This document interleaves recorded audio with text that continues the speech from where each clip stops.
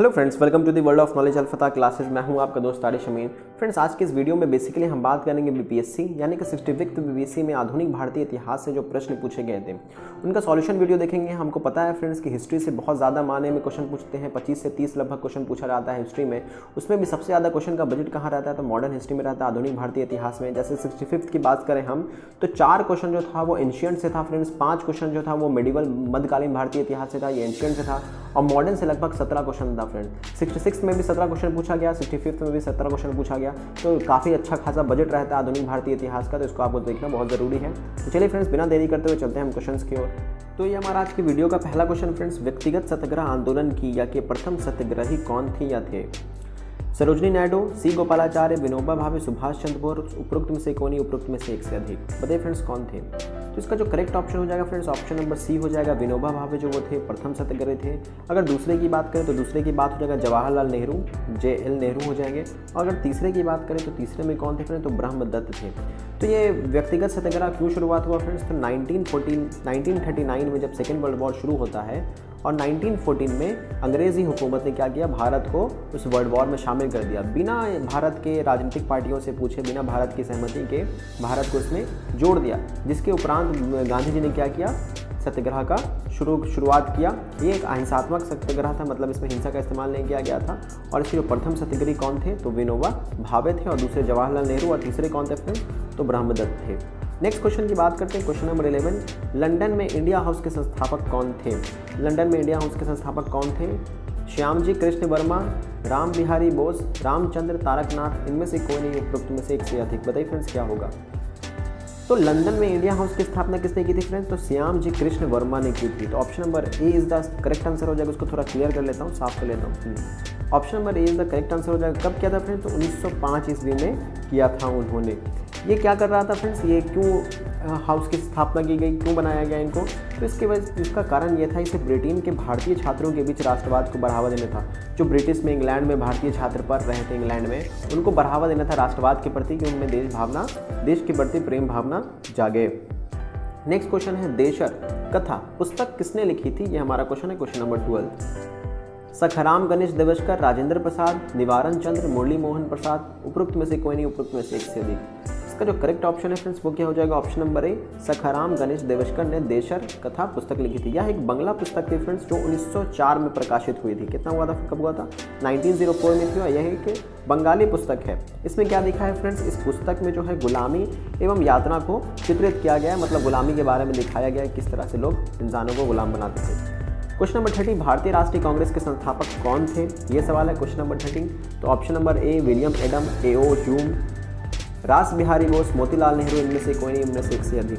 तो बहुत ही आसान सवाल है फ्रेंड्स। तो भारतीय राष्ट्रीय कांग्रेस के संस्थापक कौन है, तो AO ह्यूम है। अगर इनका हम पूरा नाम बताएं फ्रेंड्स, तो इनका पूरा नाम होगा Allan Octavian Hume, Allan Octavian Hume, INC, जो अभी इंडियन नेशनल कांग्रेस है, इसके संस्थापक कौन थे, AO ह्यूम थे। कब स्थापना हुई, तो 28 दिसंबर 1885 में बम्बई में हुई। कहाँ हुई फ्रेंड्स, तो मुंबई में हुई।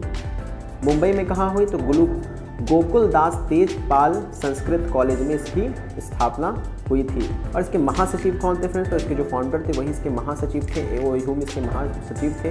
जबकि अध्यक्ष की बात करें तो हम अध्यक्ष थे व्योमेश चंद्र बनर्जी इसके कौन थे, अध्यक्ष थे, और AO ह्यूम महासचिव थे। और इन्होंने ही इंडियन नेशनल कांग्रेस की स्थापना की 28 दिसंबर 1885 को। मैं बार बार रिपीट करता हूँ फ्रेंड्स, ताकि आपको ये क्वेश्चन याद हो जाए। ये हमारा अगला क्वेश्चन फ्रेंड्स, स्वराज मेरा जन्मसिद्ध अधिकार है और मैं इसे लेकर रहूंगा, किसने कहा था? विपिन चंद्र पाल, अरविंद घोष, बाल गंगाधर तिलक, सुभाष चंद्र बोस, उपरोक्त में से कोई नहीं, उपरोक्त में से एक से अधिक। बताइए फ्रेंड्स क्या होगा? अगर इसके सही ऑप्शन की बात करूँ फ्रेंड्स, तो इसका सही ऑप्शन होगा बाल गंगाधर तिलक। ये option number C is the correct answer. इन्होंने ही कहा था स्वराज मेरा जन्मसिद्ध अधिकार है, मैं इसे लेकर के ही रहूँगा। उन्होंने मराठी भाषा में एक समाचार पत्र को शुरू किया, जिसका नाम क्या था फ्रेंड्स, आपको पता होगा, केसरी नाम था। और इन्होंने इंग्लिश में भी एक समाचार पत्र को प्रकाशन किया था, जिसका नाम था द मराठा। अब फ्रेंड्स द मराठा के नाम से भी उन्होंने एक समाचार पत्र को शुरू किया था। 1893 में इन्होंने गणेश उत्सव की शुरुआत की, जबकि 1895 में इन्होंने शिवाजी उत्सव को प्रारंभ किया। इनका बहुत बड़ा योगदान रहा था फ्रेंड्स। 1960 में इन्होंने क्या किया था, इंडियन होम रूल लीग की शुरुआत की थी। 1916 में इंडियन होम रूल लीग की शुरुआत की थी। नेक्स्ट बात करते हैं friends question number 15। Rabindranath Tagore ने अपनी नाइटहुड या सर कह सकते हैं हम, सर की उपाधि किस कारण त्याग दी थी? सविनय अवज्ञा आंदोलन के क्रूर दमन के कारण, भगत सिंह को फांसी दिया जाना, जलियांवाला बाग हत्याकांड, चौरी चौरा घटना, उपरोक्त में से कोई नहीं, उपरोक्त में से एक से अधिक। बताइए फ्रेंड्स क्या होगा इसका जो सही जवाब है फ्रेंड्स वो क्या है, option number C, that is Jallianwala Bagh हत्याकांड। आपको याद होगा फ्रेंड्स 13 अप्रैल 1919 13 अप्रैल 1919 को ये जलियांवाला बाग हत्याकांड हुआ था, जिसके उपरांत रविंद्रनाथ टैगोर ने क्या किया था, अपनी उपाधि को त्याग दिया था। नेक्स्ट क्वेश्चन की बात करते हैं क्वेश्चन नंबर 16। तो ये रहा हमारा क्वेश्चन नंबर 16। भारत सेवक समाज की स्थापना किसने की थी? लाला लाजपत राय, विपिन चंद्रपाल, गोपाल कृष्ण गोखले, भगत सिंह, उपरोक्त में से कोई नहीं, उपरोक्त में से एक से अधिक। बताइए फ्रेंड्स कौन? इसका जो सही ऑप्शन है फ्रेंड्स वो है option number C, that is Gopal Krishna Gokhale, जिन्हें महात्मा गांधी अपना राजनीतिक गुरु भी मानते हैं। इन्हीं के कहने पर गांधी जी पूरे देश का भ्रमण किए थे 1 साल तक। तो आप इनको कह सकते हैं कि ये महात्मा गांधी इनको क्या मानते हैं, अपना राजनीतिक गुरु मानते हैं। और इन्हें नहीं भारत समाज सेवक समाज सर्वेंट ऑफ इंडियन सोसाइटी की स्थापना की थी। कहाँ की थी? तो महाराष्ट्र में किया था। महाराष्ट्र में कब किया था? तो 1905 में किया था। 1905 में किया था। आगे बढ़ते हैं फ्रेंड्स, नेक्स्ट क्वेश्चन को देखते हैं। नेक्स्ट क्वेश्चन है क्वेश्चन नंबर 17। काकोरी ट्रेन डकैती कांड में किन क्रांतिकारियों को फांसी दी गई थी? राम प्रसाद बिस्मिल, अशफाकुल्ला खां, वीर सावरकर और वसुदेव चापेकर, या फिर प्रफुल्ल चंद्र चाकी और खुदीराम बोस, सूर्य सेन और उधम सिंह, उपरोक्त में से कोई नहीं, उपरोक्त में से एक से अधिक। बताइए फ्रेंड्स क्या होगा क्वेश्चन नंबर 17। इसका जो करेक्ट ऑप्शन है फ्रेंड्स ऑप्शन नंबर ए हो जाएगा, राम प्रसाद बिस्मिल और अशफाकुल्ला खान। आपको याद होगा फ्रेंड्स 66 बीपीएससी में क्वेश्चन पूछा गया था, सरफरोशी की तमन्ना किसने लिखा है? तो बिस्मिल अजीम आबादी ने लिखा है, लेकिन उसको फेमस किसने किया था? राम प्रसाद बिस्मिल। जब राम प्रसाद बिस्मिल को फांसी दी जा रही थी तब उन्होंने ये गज़ल को पढ़ा था, सरफरोशी की तमन्ना अब हमारे दिल में है, देखना है जोर कितना बाजुए कातिल में है। तो राम प्रसाद बिस्मिल और अशफाकुल्ला खान को काकोरी ट्रेन डकैती में क्या हुआ था? उनको फांसी की सजा दी गई थी। ये कब हुआ था फ्रेंड्स? तो 9 अगस्त 1925 में 1925 में हुआ था। लखनऊ के पास काकोरी ट्रेन डकैती की घटना हुई थी। इसको हम काकोरी षड्यंत्र के नाम से भी जाने जाते हैं। इसका मकसद क्या था फ्रेंड्स कि ट्रेन के सरकारी खजाने को लूटकर हथियार वगैरह खरीदना था। तो इसका जो मोटिव था वो क्या था? सरकारी खजाने को लूटना, हथियार वगैरह खरीदना और हथियार का वो आज़ादी की लड़ाई में इस्तेमाल करना। तो इसी के उपरांत किसको? राम प्रसाद बिस्मिल और अशफाकुल्ला खां को फांसी दी गई। Question number 18। India for Indians मतलब भारत भारतीयों के लिए या भारत भारतीयों का किसने किताब लिखी है? CR दास, MG Ranade, VD Savarkar, SN Banerjee, या फिर उपरोक्त में से कोई नहीं, उपरोक्त में से एक से अधिक। बताइए फ्रेंड्स। तो इसका जो सही जवाब है फ्रेंड्स वो क्या हो जाएगा? चित्तरंजन दास, यानी कि CR Das is the correct answer. उन्होंने ये किताब को लिखा है। CR दास को ही हम देश बंधु के नाम से भी जानते हैं, तो ये भी एक इंपॉर्टेंट पॉइंट हो सकता है। साथ ही साथ असहयोग आंदोलन के पश्चात उन्होंने 1923 में जवाहरलाल नेहरू और CR दास ने मिलकर एक नई पार्टी बनाई थी जिसका नाम था स्वराज पार्टी। तो ये भी एक इंपॉर्टेंट क्वेश्चन पॉइंट हो सकता है। नेक्स्ट क्वेश्चन, सत्यशोधक समाज की स्थापना किसने की थी? Question number 19। तो किसने की थी फ्रेंड्स? तो ज्योतिबा फुले ने की थी। सत्यशोधक समाज की स्थापना कब किया था? तो 24 सितंबर 1873 में किया था। 24 सितंबर 1873 में किया था ज्योतिबा फुले ने। और अगर इसके मुख्य उद्देश्य की बात की जाए फ्रेंड्स तो इसका मुख्य उद्देश्य क्या था? जो शूद्र, जो नीचे जाति निम्न जाति के लोग थे, जिनसे छुआछूत का लोग मानते थे कि उनको छूने से गंदा हो जाएगा इंसान, तो इसका उनको न्याय दिलाना इसका मेन काम था। और उन्होंने एक किताब की भी रचना की है ज्योतिबा फुले ने। वो किताब का नाम क्या है? गुलामगिरी। तो गुलामगिरी ये भी एक इंपॉर्टेंट क्वेश्चन है, पूछा जा सकता है, तो आप इसको भी ध्यान में रखें कि गुलामगिरी के रचनाकार कौन है? तो ज्योतिबा फुले हैं। भारतीय राष्ट्रीय कांग्रेस की प्रथम महिला अध्यक्ष कौन थी? ये सवाल है क्वेश्चन नंबर 20। तो इस सवाल का आंसर ऑप्शन क्या है? कस्तूरबा गांधी, श्रीमती एनी बेसेंट, सरोजनी नायडू, भक्ति लक्ष्मी देसाई, उपरोक्त में से कोई नहीं, उपरोक्त में से एक से अधिक। बताइए फ्रेंड्स क्या होगा?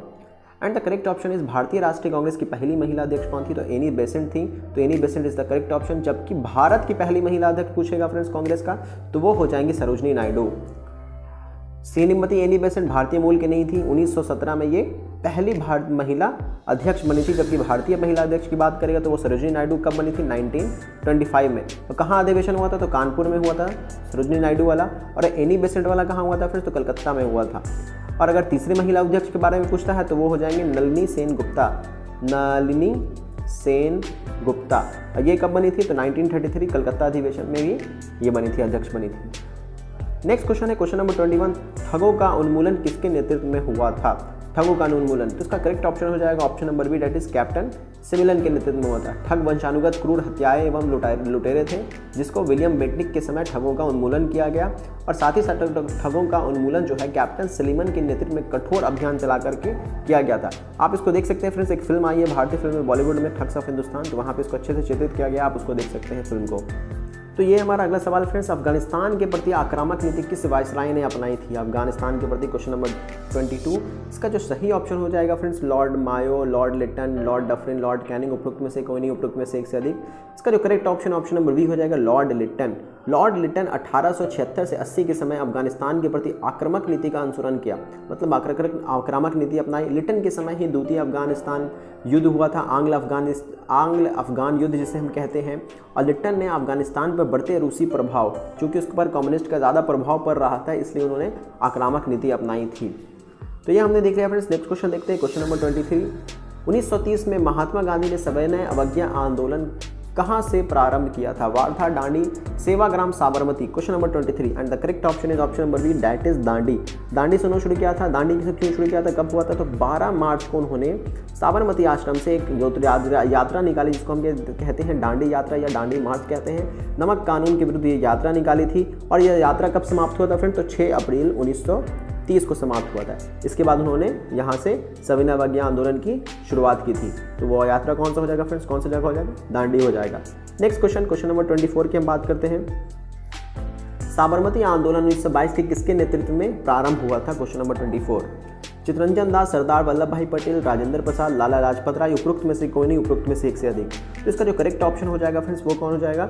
सरदार वल्लभ भाई पटेल ने 1922 में साबरमती आंदोलन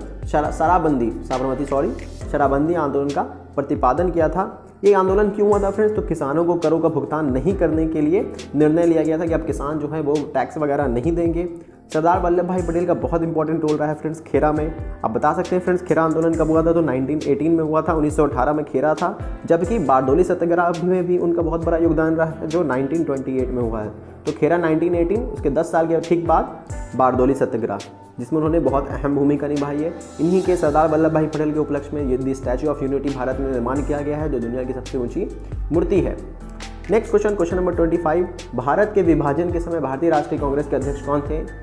JB कृपलानी, जवाहरलाल नेहरू, मौलाना अब्दुल कलाम, सी गोपालाचारी, उपरोक्त में से कोई नहीं, उपरोक्त में से एक से अधिक। बताइए फ्रेंड्स क्या होगा क्वेश्चन नंबर 25?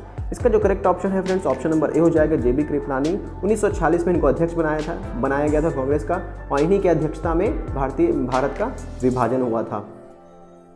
नेक्स्ट क्वेश्चन, ये हमारे इस वीडियो का लास्ट क्वेश्चन है फ्रेंड्स। वह प्रथा जिसके तहत किसानों स्वयं भूमि का मालिक होता था और सरकार को भू राजस्व के भुगतान के लिए जिम्मेदार माना जाता था।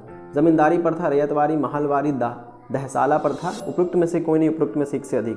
तो इसका जो करेक्ट ऑप्शन है फ्रेंड्स वो कौन सा है? तो ये रैयतवारी प्रथा। रैयतवारी प्रथा की शुरुआत कब हुई? तो 1802 में हुई। मद्रास के तत्कालीन गवर्नर किसने किया? तो टॉमस मुनरो ने किया था। और ये कहाँ कहाँ लागू हुआ था फ्रेंड्स? तो मद्रास में, बम्बई में और असम में। मद्रास, बम्बई और असम के क्षेत्र में ये रैयतवारी प्रथा लागू की गई थी। इन 3 क्षेत्र में कब हुआ था? तो 1802 में हुआ था। किसने करवाया था? तो टॉमस मुनरो ने करवाया था। वो कौन था?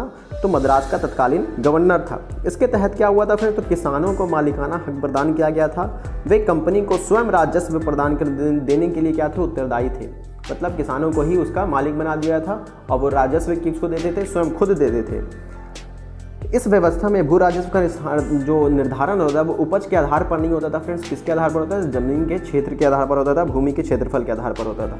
तो फ्रेंड्स यहाँ पे हमने कंप्लीट आधुनिक भारतीय इतिहास का क्वेश्चन कंप्लीट किया। अगर आपको वीडियो पसंद आया हो तो वीडियो को लाइक कीजिए फ्रेंड्स, अपने फ्रेंड्स के साथ शेयर कीजिए, हमारे चैनल को सब्सक्राइब कीजिए। अगर कोई सुझाव देना चाहते हैं तो कमेंट सेक्शन खुला है, ज़रूर आप वहाँ पर सुझाव दें। मिलेंगे नेक्स्ट वीडियो में, तब तक के लिए अपना ख्याल रखें। Take care, bye bye.